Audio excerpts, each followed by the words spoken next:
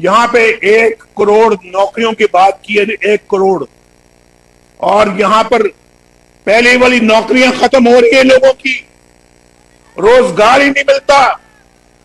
और पाकिस्तान के अंदर जो है वो, मैं कल थोड़े दिन पहले एक देख रहा था वो वीडियो, वो बेचारा मास्क बेचता है, मास्क जो मुंह पे पहनते हैं आजकल, ये जो मास्क यहां पे रखा हुआ है मैंने, ये मास्क पहनते हैं, वो बेच रहा था वो लड़का आदमी, ये वाले मास्क। और उससे पूछा, नौजवान आदमी था, थोड़ा सा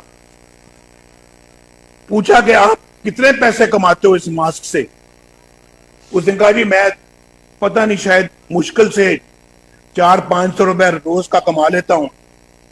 मेरी 2 बेटियां हैं, एक मेरी बीवी है।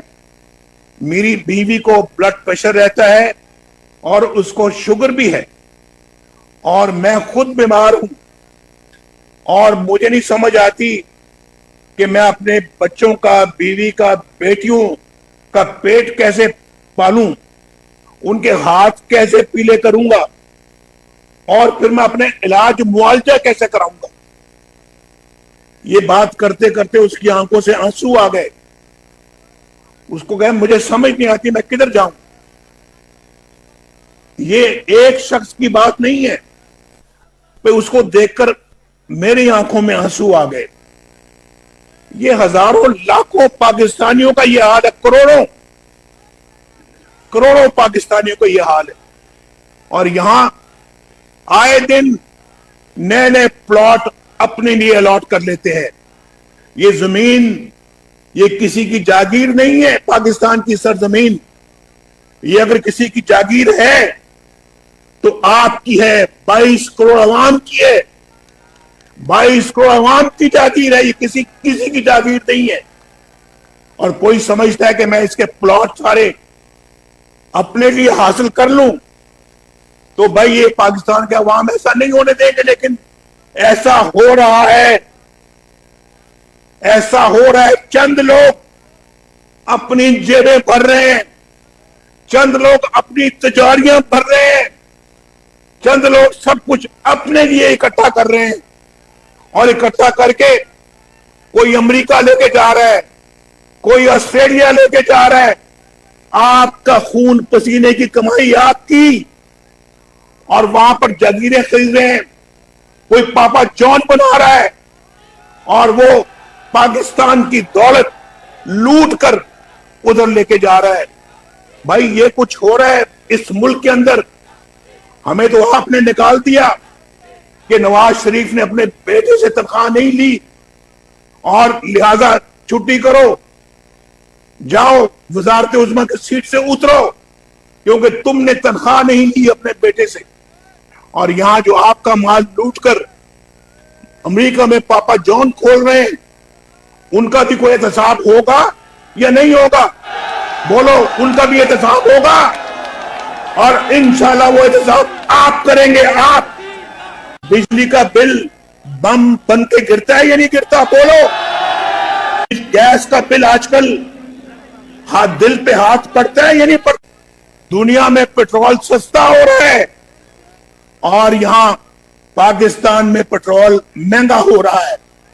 और कितना महंगा कर दिया है आटा आपका दुनिया भर में। इतना अमेरिका में आटा सस्ता नहीं, महंगा नहीं है जितना पाकिस्तान में। इतना आटा बर्तानिया में महंगा नहीं है जितना पाकिस्तान में महंगा है। और फिर रोटी यहां के कहां से कहां पहुंच गई है। चीनी का हाल देखें, ये आटा और चीनी चोर, ये अरबों रुपए, 300-400 अरब रुपए अपनी जेब में डाल गए। ये किसका पैसा था? आपका, आपके खून पसीने की कमाई। ये कमाई हमने वापस लेनी है, और उनकी जेबों से निकाल के अवाम की जेबों में डालनी है। बोलो, इसमें मेरा साथ दोगे? आटा महंगा, चीनी महंगी, दालें महंगी, दवाइयां नहीं मिलती, लोग मरीज मर जाते हैं, लेकिन दवा के लिए पैसे नहीं है।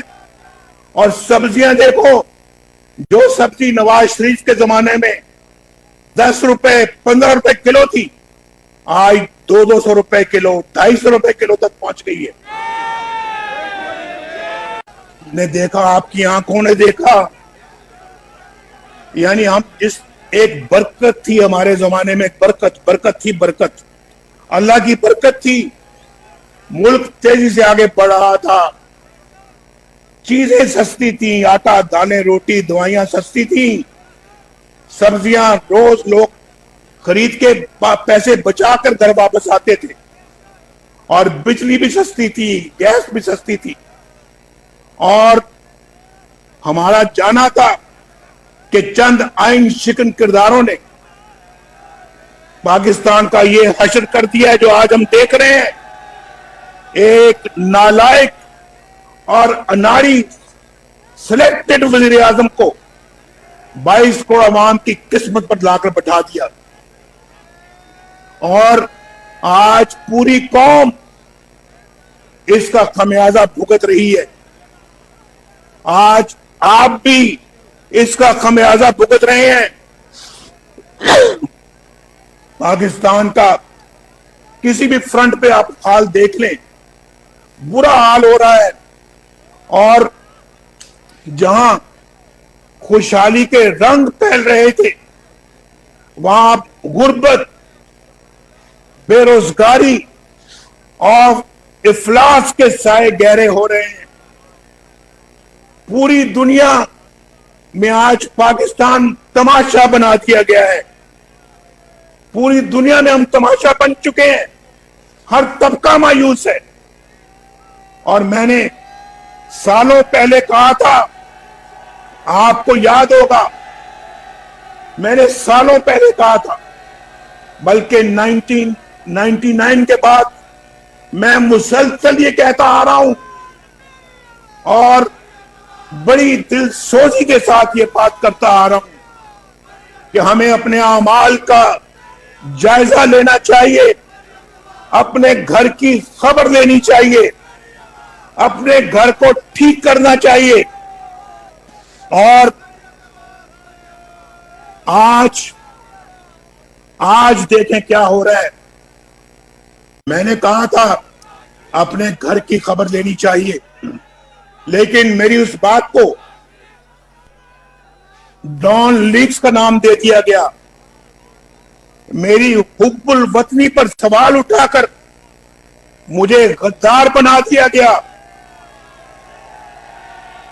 मुझे गद्दार कहा गया, और एक मुंतखब वजीर आजम के खिलाफ, मेरे अहकामात के खिलाफ फौज के इदारे में से एक जर्नैल ने लिख दिया कि मेरी ट्वीट रिजेक्टेड करके कह दिया गया, और उसको पांव तले रोंदा गया। भाई आज क्या है, अंदाजा करो जरा, आज क्या हो रहा है। आज जैसे कहते हैं, जैसा करोगे वैसा भरोगे। What goes around comes around। जैसी करनी वैसी भरनी, और जैसा बोगे वैसा काटोगे। और मैंने क्या कहा था, मैंने तो कहा था कि भाई अपनी घर की खबर लेनी चाहिए, और मैं वही चाहता था। मैं क्या चाहता था, मैं वही चाहता था जो बानिए पाकिस्तान मोहम्मद अली जिन्ना ने चाहा था, और मैं वही चाहता था जो पाकिस्तान का आइन बनाने वाले हमारे बड़ों ने चाहा था। मैं वही चाहता था जो पाकिस्तान के आइन में लिखा हुआ है, और मैं वही चाहता था जो हर मुहज्जब और जमहूरी मुल्क के अवाम चाहते हैं। आज मेरे भाइयों, दोस्तों, बहनों, नौजवानों, आज चीफ अवामी स्टाफ जनरल बाजवा वही अल्फाज दोहरा रहे हैं जो मैंने आज से 10-20 साल पहले दोहराए थे, जो मैंने 2 साल पहले दोहराए थे, जो मैंने 5 साल पहले दोहराए थे, जो मैंने 1990 में दोहराए थे, आज वो भी वही कह रहे हैं कि घर को ठीक करने की जरूरत है। भाई, एक बार फिर मेरी सच्चाई और मेरे नजरिए पर मोहर सख्त कर दी गई, और जिस बात पर मुझे गद्दार कहा गया था, आज वही बात मुझे गद्दार कहने वाले भी कह रहे हैं। अगर मेरी बात पे अमल किया जाता, आज पाकिस्तान की ये हालत ना होती जो आज है। आज हम महंगाई की चक्की में ना पिस रहे होते। आज पाकिस्तान के अंदर ये तबाही और बर्बादी ना हो रही होती जो हम देख रहे हैं, और पाकिस्तान ग्रे लिस्ट में ना होता, पाकिस्तान आलमी सतह पर यूं तनहा ना होता। ये तुलबा, मजदूर, ताजिर इंसान यूं दुहाई ना दे रहे होते, खुशहाली और तरक्की का पहिया जाम ना होता। और गुज़श्ता 73 सालों में ये साबित करने पर मेहनत होती रही कि अवामी राय ही गलती पर होती है, मगर वक्त ने एक बार फिर साबित कर दिया कि अवामी राय कभी गलत नहीं होती, कभी गलती पर नहीं होती। पाकिस्तान को अगर हकीकी जमहूरियत के रास्ते पर डालना है, अगर यहां आइन की हुक्मरानी होनी है, तो फिर भाई दस्तूर के मुताबिक चलना पड़ेगा, वरना यही पसमानदी, यही मुआशी बदहाली और दूसरों की गुलामी हमारा मुकद्दर बनी रहेगी। हमने अपने मुस्तकबिल को अपने गुज़श्ता कल और आज से मुख्तलिफ बनाना है। और मैं अब आपको आखिरी चंद अल्फाज कहने लगा हूं, और आप जरा गौर से मेरी बात सुन लें।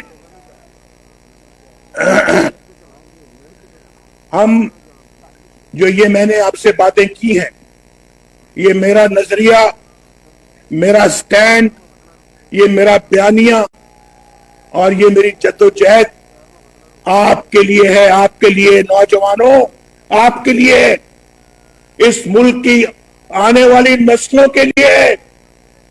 मैं ये जद्दोजहद कर कर जाते हुए अपने पाकिस्तान की मुस्तकबिल की नस्लों को वो पाकिस्तान अल्हम्दुलिल्लाह देना चाहता हूं जिसकी दुनिया में इज्जत हो, जिसका दुनिया में एहतराम हो, और जो पाकिस्तान अपना सर फख्र से बुलंद करके अपनी जिंदगी गुजारे।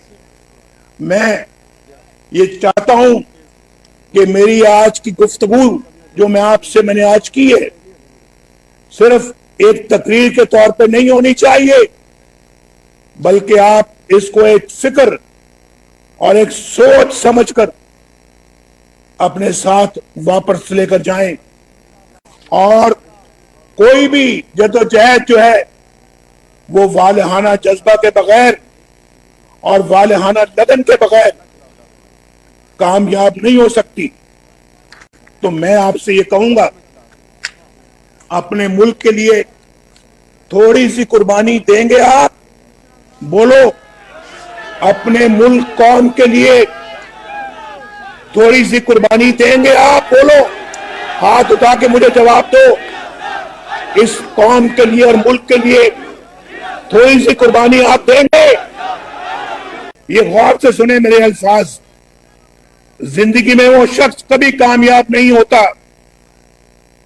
जिसके अंदर या जिसके दिल में कामयाबी से ज्यादा नाकामी का खौफ होता है।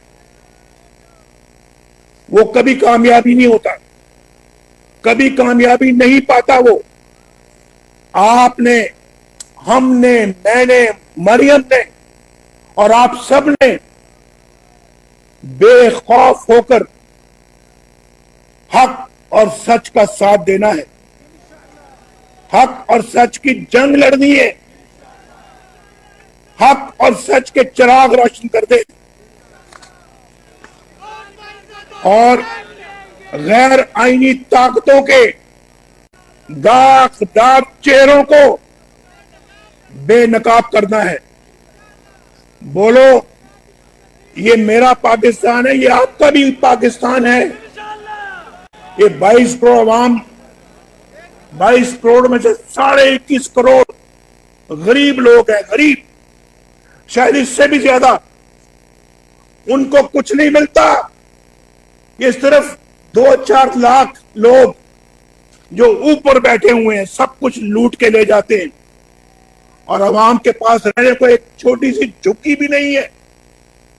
अवाम के पास दालें खरीदने के पैसे नहीं है, बिजली का बिल देने के पैसे नहीं है, अवाम के पास बच्चों को पढ़ाने के पैसे नहीं है, अवाम के पास बच्चों के को खिलाने के लिए सब्जी नहीं है, दूध नहीं पिला सकते बच्चों को अपने, बिजली का बिल नहीं दे सकते, गैस का बिल नहीं दे सकते।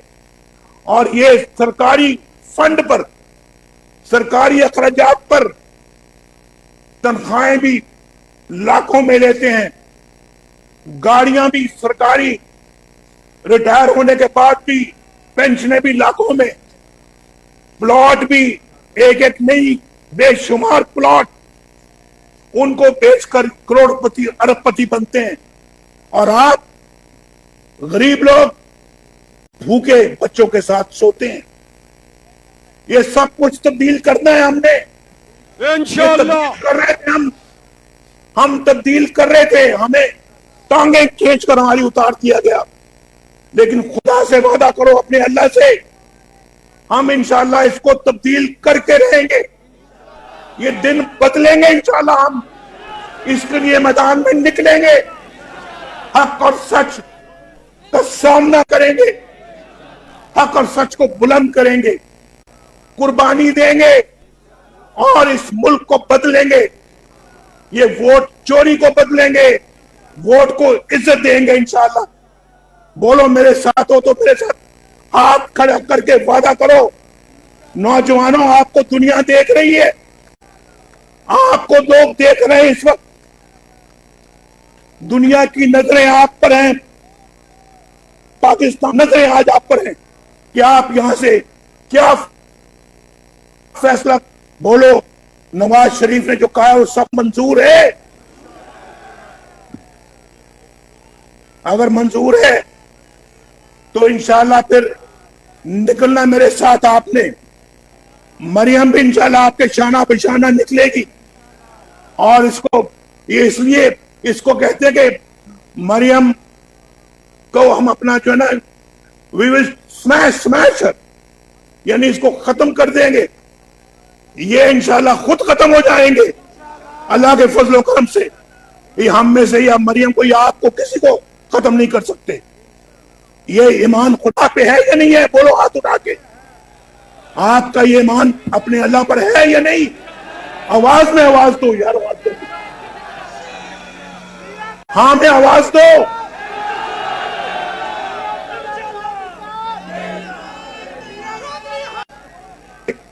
इम्तिहान की घड़ियां आ रही है, अब इम्तिहान की। कैपिटल वन टीवी की वीडियोस देखने के लिए आज ही चैनल सब्सक्राइब कीजिए, बेल आइकन को जरूर क्लिक कीजिए, हमारा फेसबुक पेज लाइक और फॉलो कीजिए ताकि हमारी हर नई वीडियो बर वक्त आप तक पहुंच सके। शुक्रिया।